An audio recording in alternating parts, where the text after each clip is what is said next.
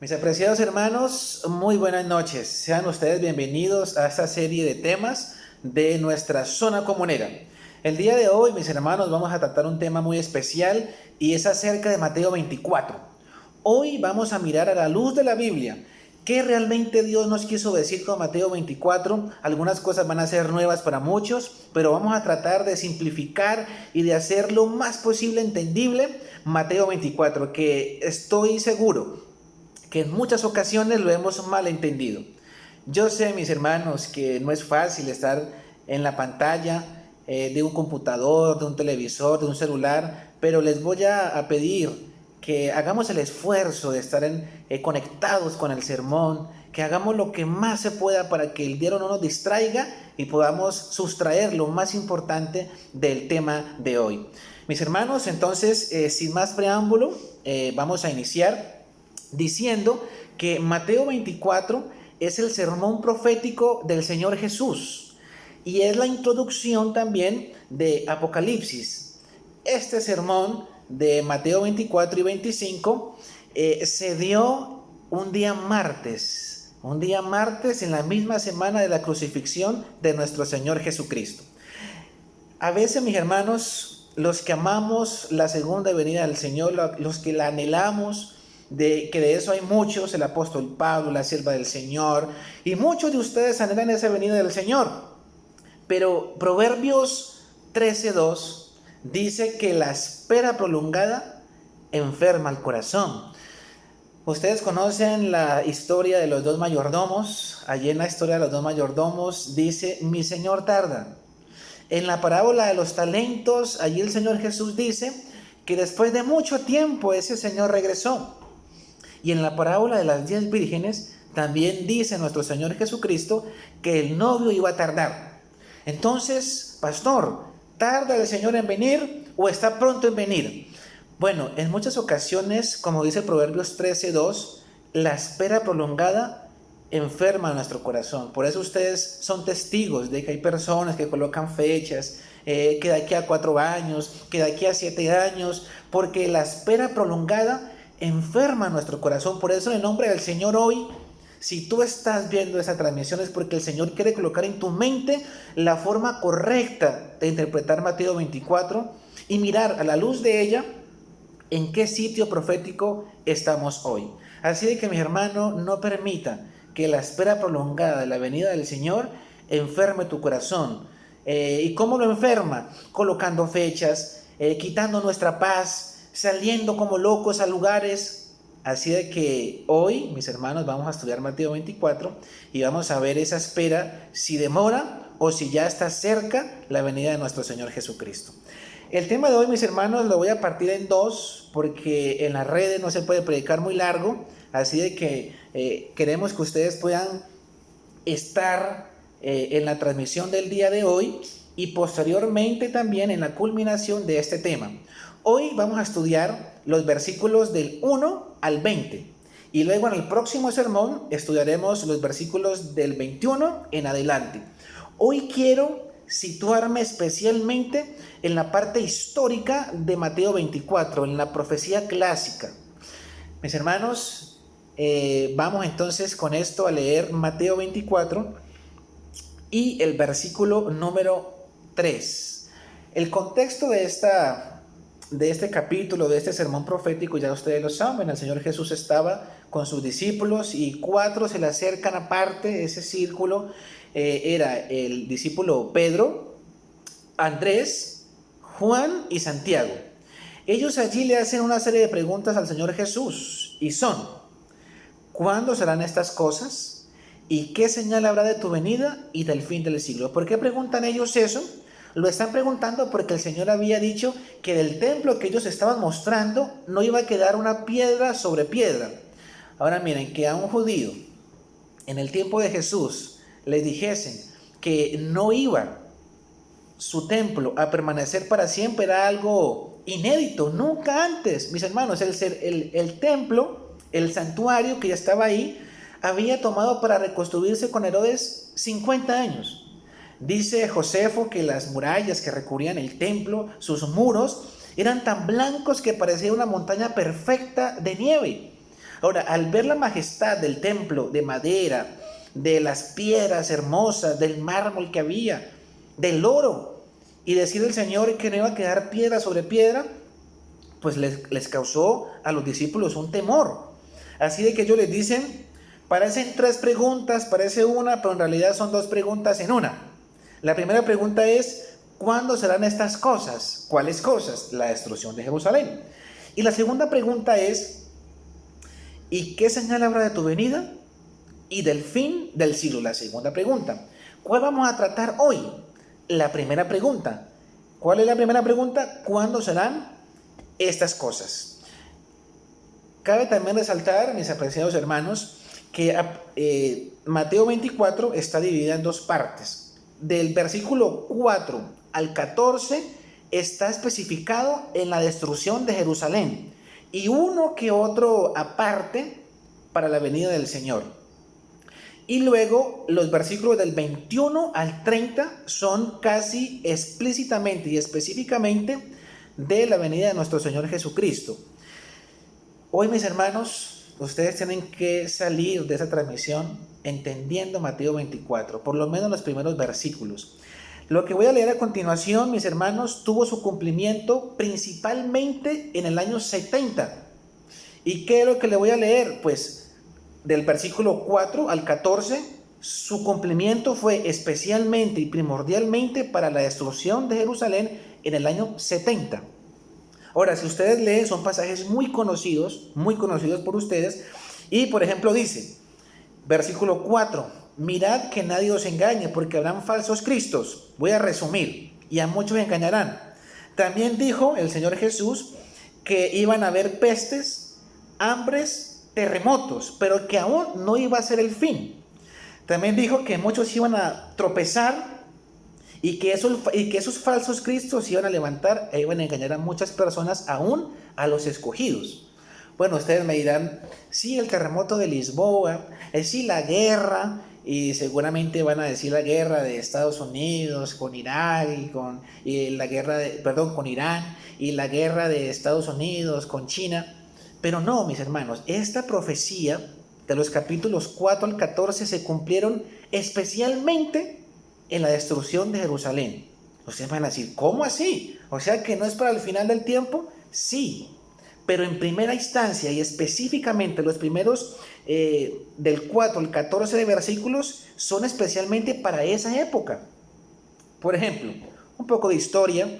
¿Por qué historia? Porque aunque en el tiempo que Jesús dijo esto era profecía para ellos, ya para nosotros es algo histórico porque ya se cumplió, pero también profético porque parte de esta, especialmente del versículo 20 en adelante, aún es profecía porque no se ha cumplido. Por ejemplo, ¿cómo se cumplió? Las guerras, los terremotos, las hambres. Mire, muy fácil. Las hambres, desde el año 31, que el Señor Jesús dice la profecía, hasta el 70, ¿cuántos años hay? 39 años. En los 39 años que era el lapso de esta profecía, en primera instancia, miren esto, hubieron 4 hambres. Esas 4 hambres están hasta registradas, una en la Biblia, cuando fuera el periodo del emperador Claudio. Si ustedes quieren leerlo en su casa, Hechos 11:28 dice que una gran hambruna. Por lo menos hay registradas 4 grandes hambres que se registraron en el periodo del año 31 al año 70. También hubieron terremotos. Los terremotos no es algo que viene pasando hace 100 años, hace 200 años. No, hace muchos años, hace muchos siglos, ya habían terremotos. Y como la profecía va especialmente del 31 al 70 en primera instancia, pues hubieron también 4 grandes terremotos en ese periodo. El terremoto de Creta, el terremoto de Roma, el terremoto de Frigia y de Campania, en ese periodo. También hubieron guerras, porque las guerras en Jerusalén también habían, especialmente en el Imperio Romano.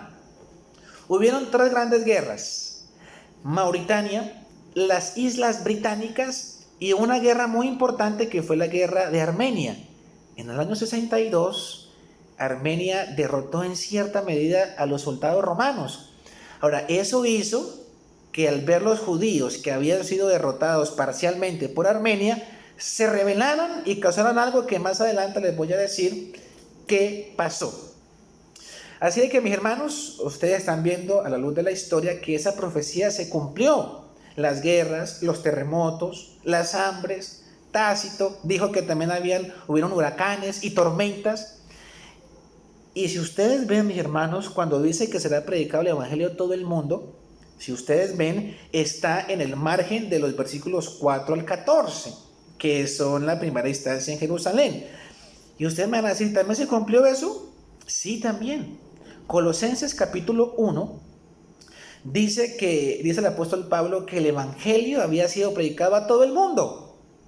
Obviamente, había más tierra, había más mundo, pero en el tiempo de Pablo, él dice que lo que estaba conocido, ya en todo se había por lo menos predicado el evangelio.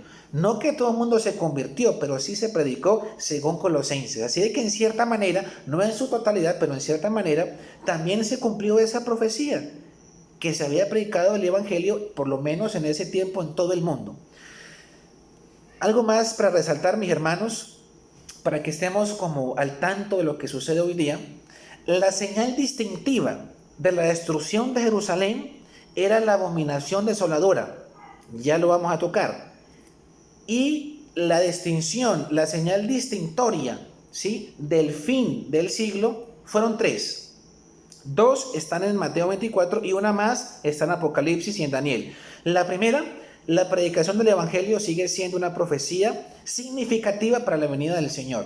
La segunda, los sucesos astronómicos, caída de estrellas, sol, luna, que ya sucedió. Y la última, que es significativa al fin ya de la venida del Señor, es cuando el poder religioso se une con el poder del legislativo, en este caso la unión de la Iglesia romana con los Estados Unidos. Así que, mis hermanos, esas son las señales distintorias. Ustedes me preguntarán, bueno, ¿y las guerras? ¿Y los terremotos? ¿Y este virus? ¿Qué va a pasar? Mi hermano, tengo que dar una noticia que quizás no es muy alentadora. Y es que las guerras, las hambres, las pestes, los terremotos no son la señal más distintoria de que el Señor viene pronto. Ni tampoco fueron señal distintoria primordial de la destrucción de Jerusalén. ¿Que van a pasar? Sí, van a pasar. ¿Que seguirán pasando? Tristemente seguirán pasando, pero no son las señales finales de la segunda venida del Señor. Tú puedes imaginarte cuando fue la Primera Guerra Mundial, ¿qué decían los cristianos? Ya era el fin para ellos. Cuando fue la Segunda Guerra Mundial, ¿qué pensaba la gente? Ya es el fin, pero no fue el fin. Han pasado ya bastantes años y aún no vino el Señor. ¿Por qué? Porque, mi hermano querido, esas señales, aunque son evidencia de que el Señor viene, no son las señales distintorias de su pronto regreso. Vuelvo y repito, para la destrucción de Jerusalén, la señal distintoria era la abominación desoladora. Y para nosotros es la predicación del Evangelio, los sucesos astronómicos y la unión de la Iglesia con un poder político. Si la abominación desoladora fue la señal primordial, vamos a estudiarlo en lo que nos queda del tiempo, porque ya se me está acabando el tiempo. Esa abominación desoladora se encuentra en Mateo 24, el versículo 15. Dice, por tanto, cuando veáis en el lugar santo la abominación desoladora de la que habló el profeta Daniel, el que lee entienda. Entonces los que estén en Judea huyan a los montes. El que esté en la azotea no descienda para tomar algo de casa. Y el que esté en el campo no vuelva atrás para tomar su capa. ¿Qué quiere decir eso, mis hermanos? Sencillo, fácil de entender para que ustedes no se enreden, porque la profecía es entendible para todos. ¿Qué es la abominación desoladora? Eso lo voy a predicar en el próximo tema que vamos a tener. Pero para que podamos mirar aquí qué era, sencillo. Si ustedes van a sus Biblias en Lucas 21:20, dice que la abominación desoladora era simplemente los soldados romanos que iban a situar la ciudad y los muros de Jerusalén. Sencillo. ¿Qué es la abominación desoladora? Aquí, cuando los romanos sopesaron, encircularon, ¿sí? Si la palabra existe, la ciudad de Jerusalén. Así de que, mis hermanos, miren esto. En el año 66 pasó algo muy significativo. Resulta que los judíos tenían que rendir oración, tributo y sacrificio en su templo al Imperio Romano. Religión que fuese, tenían que siempre hacer su sacrificio y su oración al emperador. Cosa que, si bien era algo extraño para los judíos, se podía orar por las autoridades. Pero hubo un periodo en la mitad del año 65, donde ellos dijeron, no más oraciones, no vamos a orar más. Y entonces en el año 66, Cestio Galo, con 2 legiones de soldados, una legión de soldados son más o menos 6,000 soldados, y son fuerzas especiales, por decirlo hoy en día, no eran cualquier soldados, eran soldados especiales. Se fue con 2 legiones y auxiliares, y los judíos estaban preparados, aunque no eran guerreros, estaban preparados para enfrentarse a los romanos. Y resulta que los judíos mataron, miren eso, mis hermanos, 6,000 romanos, mataron 6,000 romanos, y solamente pocos judíos. Dice el historiador Josefo que los judíos se enguarnizaron en el templo con sus murallas y mataron a muchos romanos. Obviamente los romanos eran más, tenían 2 legiones y tenían muchos auxiliares, soldados rasos. Pero dice el historiador Josefo que, como cosa de la nada, Cestio Galo con sus tropas salieron. No habían pasado 5 días. Ya estaban los romanos a punto de conquistar los judíos, porque eran más. Pero de la nada, Cestio Galo con su legión salió y se fue. Ahora, todo el mundo se quedó aterrado porque los romanos ya estaban con la victoria en sus manos. Pues, mis hermanos, tenía que ser así, porque parte de la profecía del Señor estaba allí, en que la abominación desoladora iba a llegar allí, pero que no iba a ser el fin, porque esa era la señal distintoria de que era el momento de salir, el que estuviera en el campo se fuera del campo, que el que estuviera en la azotea no bajara. Así que, mis hermanos, dice que la sierva del Señor dice que ningún cristiano murió. Tristemente, mis hermanos, murieron más de 1 millón de judíos. 97,000 sobrevivieron y fueron esclavos, fueron vendidos para hacer un acueducto en Grecia. Otros fueron torturados en los circos romanos. Otros fueron devueltos a Egipto como esclavos, cumpliéndose la profecía de Moisés también. Pero quien hizo caso, ningún cristiano murió. Mis hermanos, esa era la señal final que el Señor había dado para que los que sabían, para los que hubiesen sabido de la abominación desoladora, salieran. Muchos de ustedes están preguntando, pastor, ¿qué hacemos? ¿Salimos para el campo? ¿Es hora de salir? El próximo tema vamos a hablar acerca de eso, pero desde ya te digo, la sierva del Señor siempre dijo que era mejor el campo. Si tú puedes hacerlo ordenadamente como Dios lo pide, sin fanatismo, hazlo. Ordena tu casa, ordena tu negocio, mira de qué vas a vivir. Y si tú puedes hacerlo, porque muchas personas no podrán hacerlo por sus trabajos, pero si tú estás en la posibilidad de hacerlo, hazlo. Ahora, no creas que te vas a salvar por estar en el campo. Mucha gente en el campo se perderá, pero si tú quieres hacerlo, hazlo. Siempre ha sido el consejo de la sierva del Señor. De hecho, ella decía, cuando estaba en Santa Elena, en California, decía, ¿cómo la gente puede vivir en Nueva York cuando hay tanta paz en el campo? Así de que hazlo, pero eso no te va a hacer mejor persona.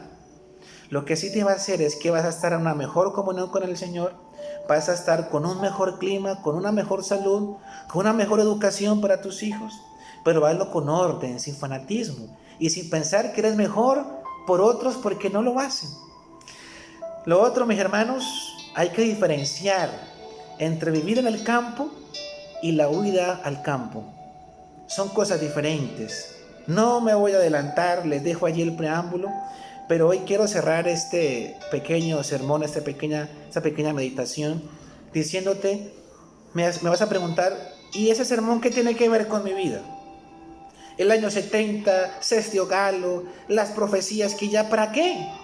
Mis hermanos, nos importa y mucho, porque así como en el año 70 se cumplió todo al pie de la letra como estaba escrito, también lo que aún falta se cumplirá.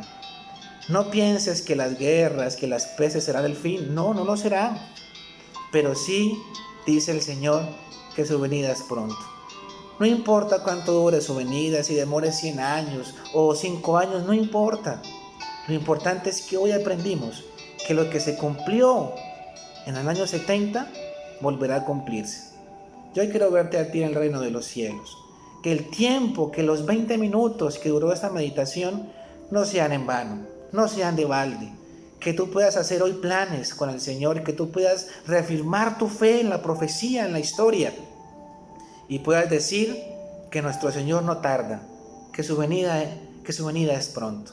Yo te invito hoy, te desafío hoy, a que junto conmigo nos podamos unir en oración y podamos reafirmar nuestra fe, podamos reafirmar nuestra esperanza, porque qué linda es la esperanza de la segunda venida de nuestro Señor.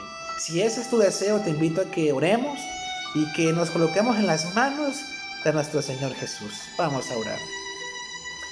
Querido Señor, hoy aprendimos que así como hace algunos años o muchos años se cumplió la profecía del año 70, también, Señor, eso nos da la certeza y la seguridad de que tú vendrás por segunda vez y de que lo que está escrito es real y se cumplirá. Señor, a cada persona que está viendo esta transmisión, dale la fuerza para creer en ti, dale la esperanza, la satisfacción, Señor, de que tu palabra es real, de que tú vienes pronto, Señor. Hoy oramos para que tú nos selles para vida eterna, Señor. Que cada persona que nos oye, que nos ve, también, Señor, sea redimida para tu honra y para tu gloria. Gracias, Señor, porque siempre nos escuchas. En el nombre de Jesús. Amén. Que Dios te bendiga en este día, en esta noche, y que el Señor siempre sea tu guía y tu fuerte.